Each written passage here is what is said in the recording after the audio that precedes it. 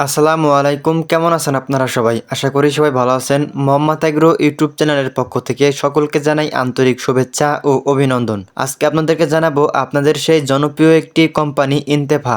এই ইন্তেফা কোম্পানির জাদা পেঁয়াজে কি কাজ করে থাকে এবং এই জাদার রাসায়নিক গ্রুপ উপাদান কি এবং এই জাদা পেঁয়াজে কখন স্প্রে করতে হবে এবং পেঁয়াজে কতবার স্প্রে করতে হবে এবং এটি পেঁয়াজে প্রয়োগের ফলে পেঁয়াজের কোনো ক্ষতি হবে কিনা এবং এই জাদা পেঁয়াজে প্রয়োগের ফলে পেঁয়াজগুলো বড় করতে পারবে কিনা সমস্ত কিছু তুলে ধরার চেষ্টা করব আজকের এই ভিডিওর মধ্যে। যারা ইন্তেফা কোম্পানির এই জাদা পেঁয়াজে প্রয়োগ করতে চাচ্ছেন তাদের জন্য আজকের এই ভিডিওটি খুবই গুরুত্বপূর্ণ, তাই ভিডিওটি না টেনে সম্পূর্ণ দেখলেই বুঝতে পারবেন। এবং কৃষিভিত্তিক ভিডিও পেতে আমাদের চ্যানেলটিকে সাবস্ক্রাইব করে পাশে থাকুন। প্রথমেই আপনাদেরকে জানিয়ে দেই ইন্তেফা কোম্পানির এই জাদার রাসায়নিক গ্রুপ উপাদান কি। এই জাদার রাসায়নিক গ্রুপ উপাদান হচ্ছে জিবরিং অ্যাসিড। এবার আপনাদেরকে জানানোর চেষ্টা করব এই ইন্তেফা কোম্পানির জাদা পেঁয়াজে কি কাজ করে থাকে। আপনারা সকলেই জানেন পেঁয়াজের বয়স যখন 60 থেকে 70 দিন হয় এর মধ্যে কিন্তু পেঁয়াজগুলো ধীরে ধীরে বড় হতে শুরু করে।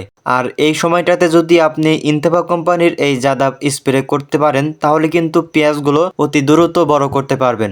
এবার আপনাদেরকে জানাবো এই ইন্তেফা কোম্পানির জাদা পেঁয়াজে প্রয়োগের ফলে পেঁয়াজগুলোর কোনো ক্ষতি হবে কিনা। অনেকেই আছেন পেঁয়াজগুলো দীর্ঘদিন পর্যন্ত ঘরে সংরক্ষণ করে রাখেন, তাদের উদ্দেশ্যে আমি বলতে চাই যারা দীর্ঘদিন পর্যন্ত ঘরে সংরক্ষণ করে রাখবেন অবশ্যই আপনারা চেষ্টা করবেন এই ইন্তেফা কোম্পানির জাদা খুবই অল্প পরিমাণে পেঁয়াজে প্রয়োগ করার জন্য।